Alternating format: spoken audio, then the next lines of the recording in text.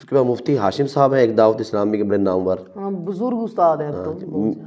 کہ میں نے ابتدائی تعلیم ان سے بھی حاصل کی، کچھ اسباق پڑھے اگر صرف آپ کو اللہ۔ دعوت اسلامی نہ ملتی، کیونکہ آپ امیر اہل سنت کے مرید ہیں، اگر آپ کو دعوت اسلامی نہ ملتی تو پھر آپ آج کا ٹائم جو ہے وہ دین کو دیتے ہیں۔ جی الحمدللہ، یہ مالک کا فضل ہے۔ ہاں، اگر آپ دین کو نہ دیتے، آپ کے ذہن میں یہ سوال آ سکتا ہے کہ اگر میں یہی اپنا ٹائم اپنے بزنس کو دیتا، جو کہ آپ کا حکمت کا شعبہ ہے، اگر آپ اس کو حکمت کو ٹائم دیتے تو آج آپ کافی اسٹرانگ ہوتے، آپ کی مالی حالت کافی اچھی ہوتی، کیونکہ بزنس از اے بزنس۔ آپ مجھے کھانے کے بھی بڑے شوقین نظر آتے ہیں، بالکل، اس میں کیا راز ہے؟ اس میں کوئی شک نہیں ہے، میں کھانے کا شوقین، ہوٹلنگ کہ آپ کا نے بہت پچھلی زیادہ بار شوقین ہے۔ الیکشن وہ بھی کنڈکٹ کیا تھا، تو اس میں آپ کی صورتحال بہت زیادہ اچھی رہی، اس کا بھی دیکھا گیا کہ 10,000 ووٹ آپ نے حاصل کیے ہیں۔ تو یہ کیسے ممکن ہے کہ ایک انسان پہلی بار ہی کھڑا ہو، الیکشن میں کھڑا ہو، اور اس کا کوئی فیملی بیک گراؤنڈ بھی ایسا نہ ہو، کوئی مالی تعاون بھی اتنا زیادہ سٹرونگ نہ ہو، پھر بھی اتنے زیادہ ووٹ لے لینا، یہ کیسا ہے؟ بسم اللہ الرحمن الرحیم، الصلاۃ والسلام علیک یا سیدی یا رسول اللہ وعلی آلک و اصحابک یا سیدی یا حبیب اللہ۔ تمام تعریفیں اللہ رب العزت کی ذات کے لیے، جس نے ہمارے دلوں کو ایمان کے نور سے منور فرمایا، اور کروڑوں درود و سلام حضور خاتم الانبیاء محمد الرسول اللہ صلی اللہ علیہ وآلہ وسلم کی ذات پاک کے لیے، جن کے امتی ہونے کا ہم نے شرف پایا۔ حاضرین محفل، السلام علیکم ورحمۃ اللہ وبرکاتہ۔ وعلیکم السلام ورحمۃ آپ اس وقت ہمارے پیج سے دیکھ رہے ہیں اسلامک میٹ اپ، بہت ہی پیارا پروگرام۔ تو اپنے مہمان کا تعارف کروانے سے پہلے یہ بات کرنا ضروری سمجھوں گا کہ اگر کسی نے ہمارے چینل کو ابھی تک سبسکرائب نہیں کیا تو سبسکرائب بھی کر لیں، اور بیل آئیکن کو بھی پریس کر لیں تاکہ ہر آنے والی نئی ویڈیو آپ تک بآسانی پہنچ سکے۔ تو ہمارے آج کے مہمان، جو ہماری اس بزم کی ہے جان، اور نظافت جن کی ہے پہچان، بہت ہی صفائی پسند، اور اسلام اور حضور صلی اللہ علیہ وآلہ وسلم کی ذات کے ساتھ جن کا قلبی ہے لگاؤ، بہت ہی خوبصورت شخصیت اور گڈ لکنگ، بہت ہی زیادہ کمال کی شخصیت، اکاڑا کی پہچان حضرت علامہ مولانا حافظ محمد عابد حزبر القادری۔ تو آئیے آج ہم ان کے ساتھ کچھ اچھی باتیں کریں، آج ہم ان سے کچھ اسلام کے متعلق رہنمائی لیں اور اپنا تبادلہ خیالات کریں۔ تو آئیے چلتے ہیں حافظ محمد عابد حزبر القادری کی طرف۔ السلام علیکم ورحمۃ اللہ وبرکاتہ۔ وعلیکم السلام ورحمۃ اللہ وبرکاتہ۔ کیا حال ہے جناب؟ الحمدللہ، اللہ رسول کا فضل۔ جناب آج یہ ہمیں بہت ہی اچھا پیج میسر آیا، اچھی جگہ میسر آئی، تاکہ ہم اپنے ناظرین کرام کو آپ کا تعارف کروا سکیں۔ تو ہم نے آپ کے بارے میں بہت اچھا سنا ہے، بہت کچھ ہم آپ کے بارے میں جانتے بھی ہیں اور جاننا بھی چاہتے ہیں۔ تو پلیز آئیے ہمارے ناظرین کرام کو بتلائیے کہ آپ کا تعلق کس جگہ سے ہے، آپ نے اپنی تعلیم کہاں سے کی، کیا آپ کا بیک گراؤنڈ ہے؟ بسم اللہ الرحمن الرحیم، الحمدللہ رب العالمین۔ رینالہ خورد یہ ہمارا شہر ہے ایک قریب، جی بستی حضور صاحب، جی وہاں پر میری پیدائش جی ہوئی، اور ابتدائی تعلیم وہاں گورنمنٹ اسکول تھا، جی وہاں پہ میں نے حاصل کی۔ جی اس کے بعد پھر مجھے یاد پڑتا ہے، پھر دیپال پور میں ہماری شفٹنگ ہو گئی، سارے گھر والے چلے گئے تھے۔ جی پھر 3، 4، 5، 6، 7 یہ کلاسز میں نے وہاں رضاکیہ ہائی اسکول ہے، وہاں پر میں نے یہ تعلیم حاصل کی۔ جی اور اس کے بعد؟ اس کے بعد پھر ہم یہاں اوکاڑا شفٹ ہو گئے۔ دادی اماں کی خواہش تھی کہ میرے 2 بیٹے ہیں، میرا ابو اور چاچو، وہ دونوں ایک ہی سٹی میں اکٹھے ہونے چاہیے۔ تو پھر اس کے بعد پھر میں نے شاید 8 اور 9 اور 10 9 10 مجھے پکا یاد ہے، میں نے آپ اسکول جو ہمارے اوکاڑا میں ہے ہائی، وہاں سے کی تھی۔ 8 شاید میں نے کچھ ادھر سے کی، یا ادھر کی تھی دیپال پور سے، یا ادھر آ کے کہیں سے کی ہے۔ جی دین کے ساتھ بھی پرائیویٹ طور پہ میں نے پڑھا. دین کے ساتھ بھی آپ کا کافی تعلق ہے، تو آپ نے اپنی دینی تعلیم کہاں سے مکمل؟ میں نے 5 سے 6 برس بیرا شریف میں داتا نگر لاہور ایک ماشاء اللہ، شاخ ہے. جامعہ محمدیہ غوثیہ. بالکل. جی جی. وہاں پر میں نے، اور اس کے بعد پھر جو ابتدائی تعلیم ہے وہ نے باؤندینہ کراچی، وہاں سے میں نے حفظ کے کچھ پارے. الیاس طاہر قادری ہاں، صاحب امیر اہل سنت ادھر جلوہ فروز ہوتے ہیں، ان کی بھی زیارت ہوتی رہتی تھی جب آپ تشریف لاتے تھے. تو ان دنوں میں تو اتنی سختی نہیں تھی. آپ نیچے صحن میں فیضان مدینہ کراچی وہاں نماز میں تشریف لاتے تھے. اب تو حالات حاضرہ کو دیکھتے ہوئے جو سیکورٹی ایشو ہیں اس کے پیش نظر تو سلسلہ نہیں رہا. تو وہاں پر میں نے جو حفظ شروع کیا تھا، اور مفتی اکمل صاحب ایک زمانے ان کو جانتا ہے، ان کی لکھی جو کتابیں تھیں، ان کے جو سبق تھے پہلے تو میں نے انہی سے پڑھے تھے کہ صرف و نحو انہوں نے جو ان کی اپنی لکھی کتابیں ہیں. پھر اس کے بعد مفتی ہاشم صاحب ہیں ایک دعوت اسلامی کے بڑے نامور، بزرگ استاد ہیں تو کہ میں نے ابتدائی تعلیم ان سے بھی حاصل کی، کچھ اسباق پڑھے صرف و نحو کے. کیا بات ہے جناب. اور اس کے بعد پھر چونکہ میں کار حفظ رہا تھا بیسک طور پر، وہاں درس نظامی کے لیے نہیں گیا تھا، لیکن وہاں پھر میں کچھ دیر ہی ٹھہرا ہوں. تو اس کے بعد پھر میری دادی اماں اور میرے ابو میرے سے اداس ہو گئے، مجھے لے آئے، پھر واپس آ گیا میں. تو پھر اس کے بعد میں نے داخلہ لیا تھا اپنے بیرا شریف، جو ان کی شاخ داتا نگر لاہور وہاں پر. اور اس کے بعد پھر میں جب واپس پڑھتا ہوں تو وہاں شیرا کوٹ میں جامعہ عرفیہ غوثیہ شیخ الحدیث مفتی عبدالرشید سیالوی صاحب رحمۃ اللہ تعالیٰ تھے، ان سے پھر میں نے یعنی آخری 2 سال وہاں اور دورہ حدیث وہاں پر.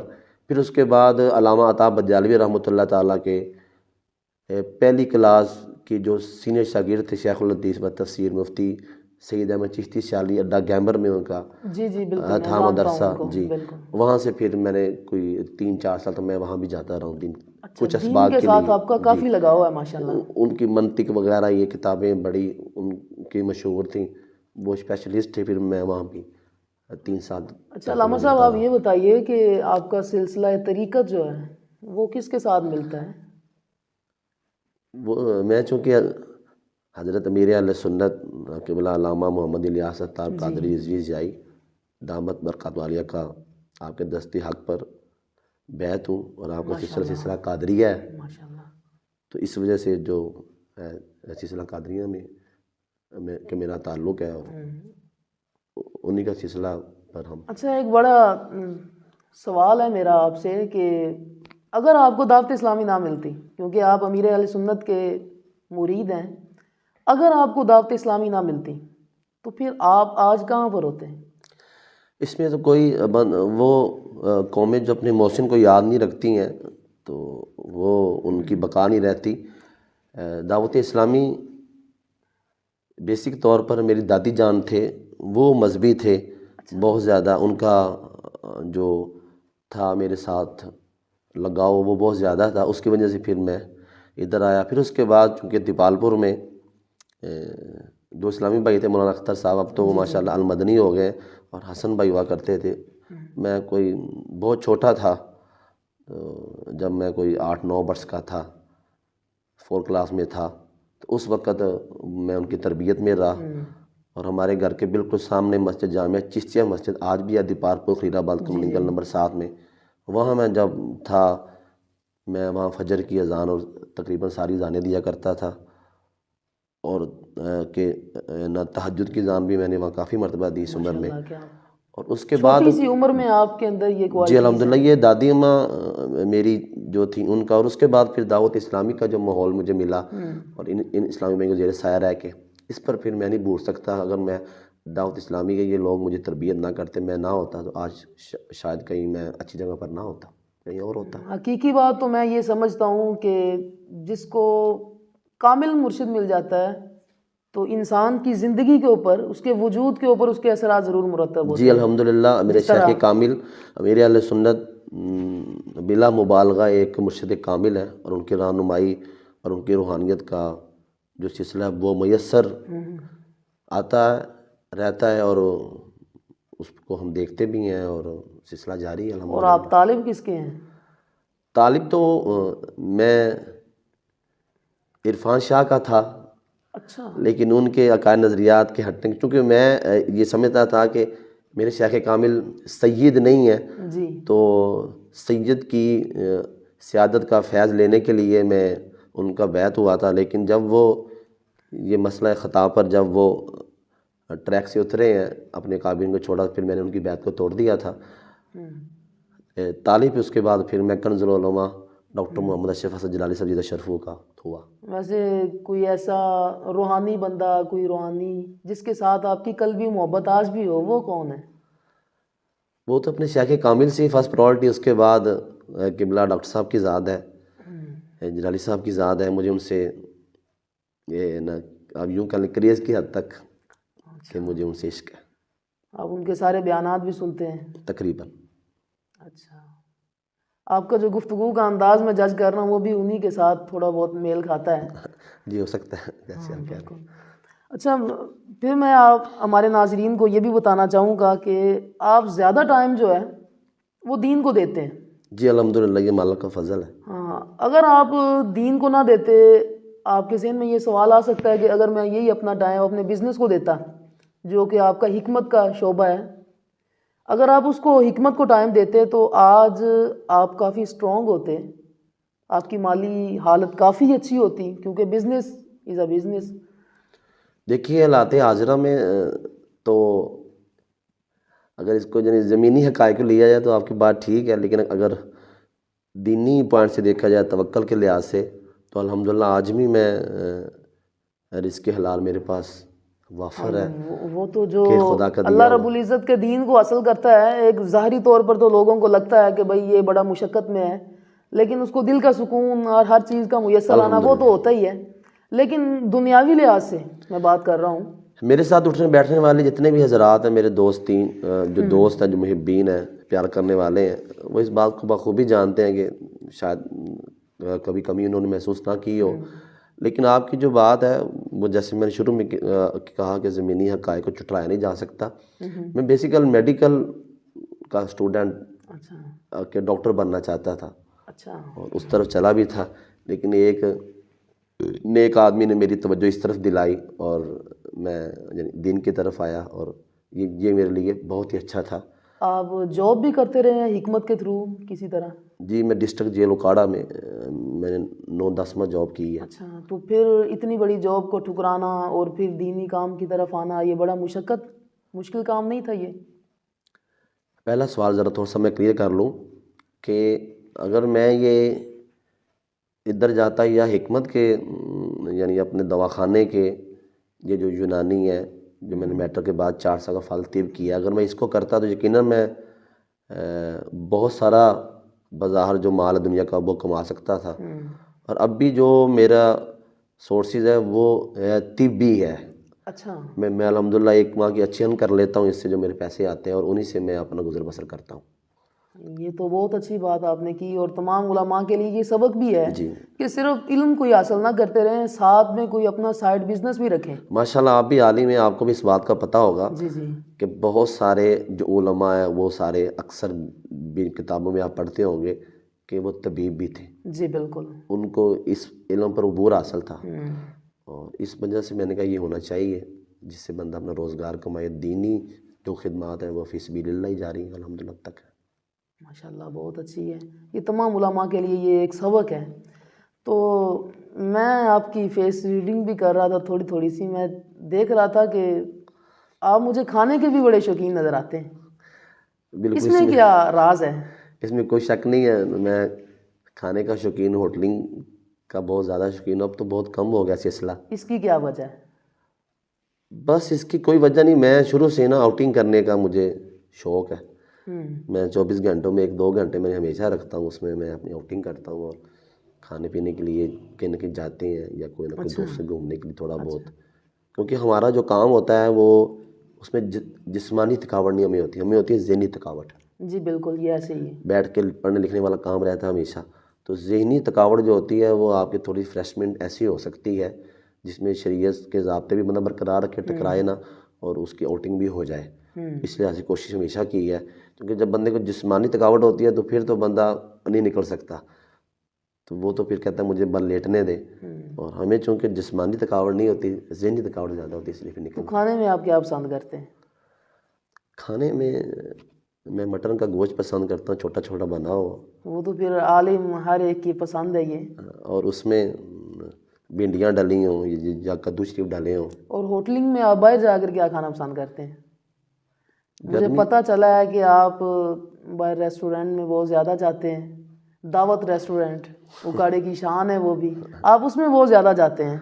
بس ان کی صفائی زیادہ نفاست مجھے پسند ہے، میں ان کے کچن کا خود اکثر دورہ کرتا رہتا ہوں، اور ان کی چیزیں اچھی، ٹیسٹ اچھا ہوتا ہے کھانوں میں۔ وہاں سے آپ کیا کھاتے ہیں؟ وہاں میں گرمیوں میں تو جو کھانا معمول کا چکن وغیرہ، باربیکیو، اور ایسے بس جو سردیوں میں پھر فش وغیرہ یہ چیزیں چلتی رہتی ہیں۔ سردیوں میں میں سوپ شوق سے پیتا اکثر جاتا ہوں۔ اچھا، چکن سوپ؟ جی۔ تو پھر آج تو ہم نے غلطی کی تھی، یہاں پر بھی ہونا چاہیے تھا سوپ۔ اچھا اچھا حضرت صاحب، میں نے نا یہ بھی دیکھا ہے کہ جو علماء ہوتے ہیں ان کی ڈیلی روٹین بڑی ٹف ہوتی ہے۔ آپ کی بھی ڈیلی روٹین کا میں نے تھوڑا سا مطالعہ کیا، آپ کے بارے میں جانا میں نے پہلے۔ آپ کی ڈیلی روٹین بڑی زیادہ ٹف ہے۔ آپ صبح کو اٹھتے ہیں، نماز پڑھاتے ہیں، آپ کے پاس یہ مسجد ہے ادارہ صراط مستقیم کے نام سے، تو آپ نماز پڑھانے کے بعد پھر آپ درس قرآن دیتے ہیں۔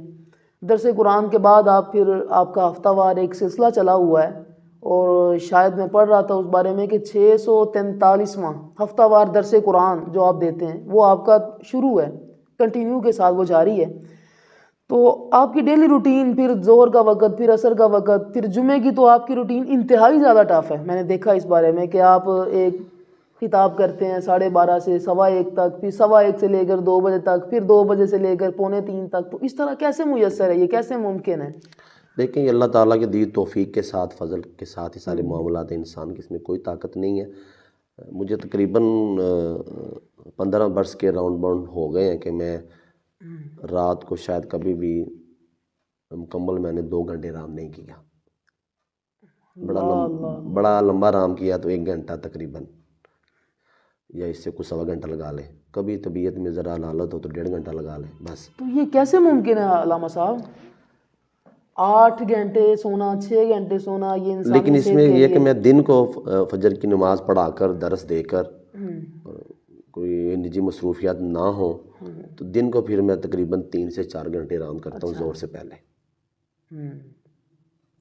یہ سلسلہ میرا رہتا ہے۔ بالکل، یہ معاذ اللہ رب العزت کی توفیق ہے جو انسان کو ہر کام کرنے کی توفیق عطا فرما دیتی ہے۔ بالکل ایسے ہی بات ہے۔ تو آپ کے بارے میں یہ بھی جاننا چاہوں گا، اور اپنے ناظرین کو یہ بھی بتانا چاہوں گا کہ آپ نے پچھلی بار الیکشن وہ بھی کنڈکٹ کیا تھا، تو اس میں آپ کی صورتحال بہت زیادہ اچھی رہی۔ اس کا بھی دیکھا گیا کہ 10,000 ووٹ آپ نے حاصل کیے۔ تو یہ کیسے ممکن ہے کہ ایک انسان پہلی بار ہی کھڑا ہو، الیکشن میں کھڑا ہو، اور اس کا کوئی فیملی بیک گراؤنڈ بھی ایسا نہ ہو، کوئی مالی تعاون بھی اتنا زیادہ سٹرونگ نہ ہو، پھر بھی اتنے زیادہ ووٹ لے لینا، یہ کیسا ہے؟ اس کا جواب بھی یہی ہے، یہ سارا رب ذوالجلال کے فضل و توفیق کے ساتھ ہے۔ لا یکلف اللہ نفسا الا وسعها، رب نے یہ ضروری سمجھا، پاک پروردگار نے، کہ یہ ختم نبوت صلی اللہ علیہ وسلم کا جھنڈا ہمارے ہاتھ میں ہو۔ NA-142 سے میں نے سن 2018 کا جو بڑا تھا الیکشن، اس کو کنٹیسٹ کرنے کی یہ توفیق مجھے ملی، اور اس کے دوران بڑے نشیب و فراز بھی آئے۔ اچھا، وہ میں نہیں عرض کرنا چاہتا کوئی زیادہ کھول کر، تو نہیں کوئی دھیمے سے تو بتائیں نا، ہمارے ناظرین کو کچھ تو پتہ چلنا چاہیے۔ بہت زیادہ آفرز ہوئی ہیں اس میں۔ اچھا، کیسی آفرز؟ مختلف قسم کی، مالی لحاظ سے اور دیگر چیزوں کے لحاظ سے۔ یہ جیسے ہوتا ہے کہ آپ یہ الیکشن نہ لڑیں، ہم سے اتنا پیسہ لے لیں۔ جی۔ اچھا۔ اور پھر جو جہاں کے بندے کو یعنی اتھرائز ہوتے ہیں بندے کو، اس کے پیش نظر جانی لحاظ سے جو مجھے دھمکیاں دی گئی، وہ تو اپنی جگہ پر ہے۔ اگر میں چاہتا تو بہت سارا پیسہ کما سکتا تھا۔ اب مجھے پتا تھا میں نے ہارنا بھی ہے، پہلا الیکشن ہے تو اس میں جیتنا تھوڑی ہے اتنا، لیکن الحمدللہ اس کے باوجود جو ریکارڈ پر تھا ووٹ، وہ تو بہت کم انہوں نے دیا، لیکن جو مجھے ہر پولیس اسٹیشن سے جو فون آیا، جو کہ مجھے پرچیاں موصول ہوئی، اس کے حساب سے تو میرا 10,000 سے زیادہ ووٹ میرا بنتا ہے. پہلی بار اتنا ووٹ لے لینا یہ بہت ہمت کی بات ہے. یہ بس ہمارا جو مشن خاص تھا وہ ختم نبوت صلی اللہ علیہ وسلم کا تھا. اس میں یہی بیس تھی، یہی وجہ تھی، اس میں ہمارا کوئی کمال نہیں کسی اچھا، وجہ یہ آپ نے کن کی طرف سے لڑا تھا الیکشن؟ یہ طریقے لبیک یا رسول اللہ و لبیک اسلام. اچھا، کنز تو العلماء. ڈاکٹر اشرف آصف جلالی صاحب. جی جی اچھا جی. ہمارے انتخابی نشان توپ تھا. اچھا، یہ توپ غازیوں کا نشان ہے، مجاہدوں کا نشان ہے. بالکل. تو اشرف آصف جلالی صاحب، ان سے آپ بے پناہ محبت کرتے ہیں؟ بہت زیادہ، بہت ہی زیادہ. اس کی کیا وجہ ہے؟ اس وقت میں اگر آپ کو ایک ہی رخ میں شریعت اور طریقت، حقیقت، معرفت، مولانا روم اور شاہ شمس تبریز کی اگر آپ نے ایک ہی پھول میں زیادت کرنی ہو تو وہ قبلہ کنز العلماء کی ذات ہے. میں نے ان کو بڑے قریب سے دیکھا ہے، ماشاء اللہ. تو بڑا وقت گزارا ہے اور سفر میں بھی رہے ہیں. بس اس وقت میرے شیخ کامل کے بعد علم کی اور عمل کی اور صوفیاء کی دنیا میں میں سمجھتا ہوں کہ شاید جہاں تک میں دیکھتا ہوں مجھے دوسرا بندہ نظر نہیں آتا. مطلب آپ یہ کہنا چاہ رہے ہیں کہ ان کے قد کے لحاظ سے ان کا علم بھی بہت زیادہ قداور ہے؟ بہت زیادہ.